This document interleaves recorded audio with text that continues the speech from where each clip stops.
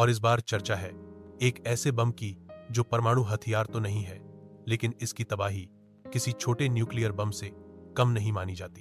जी हां, हम बात कर रहे हैं यूएसए के मैसिव ऑर्डिनेंस पेनिट्रेटर की, जिसे बंकर बस्टर बम कहा जाता है। क्या है बंकर बस्टर बम?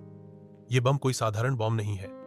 इसका नाम है GBU 57A B massive ordnance penetrator. इसका वजन है 30,000 पाउंड यानी 13,600 किलो और इसकी खासियत है गहराई तक तबाही मचाना। यह बम जमीन के 60 फीट से लेकर 200 फीट तक अंदर घुसकर विस्फोट करता है। मतलब अगर दुश्मन ने अपने ठिकाने पहाड़ों के अंदर भी छिपा रखे हों तो ये बम उन्हें भी तबाह कर सकता है। आज कौन ले जा सकता है ये बम? इस बम को लेकर उड़ने वाले विमान भी खास होते हैं। यह सिर्फ अमेरिका का BY-2 स्पिरिट स्टील्थ बॉम्बर ही इसे ले जा सकता है।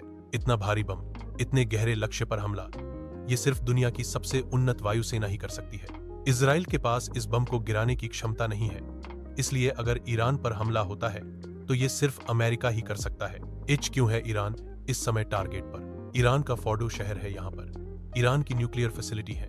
यहाँ पर ईरान अपने न्यूक्लियर बम तैयार करने में लगा है। यहाँ 300 फीट गहरे पहाड़ के अंदर बंकर बने हुए हैं। यह इतना गहरा है कि आम बम तो इसका कुछ नहीं बिगाड़ सकते, और यही वो वजह है कि अमेरिका का बंकर बस्टर बम चर्चा में आ गया है। फोर्डो में ईरान यूरेनियम एनरिचमेंट कर रहा है और यह दुनिया को डराता है कि ईरान कभी भी न्यूक्लियर हथियार बना सकता है। इजराइल बार बार चेतावनी दे चुका है कि वो इसे बर्दाश्त नहीं करेगा। क्या है इस बम की तकनीक? GBU-57 एक GPS गाइडेड स्मार्ट बॉम्ब है, यानी ये सीधे अपने निशाने पर जाकर फटता है।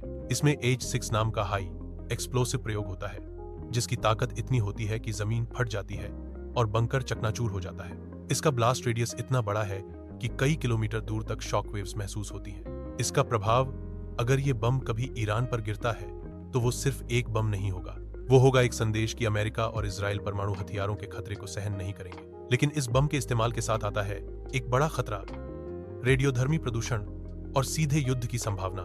इसलिए यह हथियार युद्ध में नहीं, बल्कि युद्ध को रोकने के लिए दिखाया जाता है। क्या होगा अगर ये गिरा? अगर ये बम फोर्डो फैसिलिटी पर गिरता है तो ईरान का न्यूक्लियर प्रोग्राम सालों पीछे चला जाएगा। लेकिन जवाबी हमले की संभावना से इनकार नहीं किया जा सकता। मिडिल ईस्ट में अस्थिरता और बढ़ सकती है, यानी एक बम जो दिखने में सिर्फ धातु है, दुनिया की शांति को हिला सकता है। ऐसी अपडेटेड जानकारी पाने के लिए हमारे YouTube चैनल को जरूर सब्सक्राइब, जाथर और लाइक करें।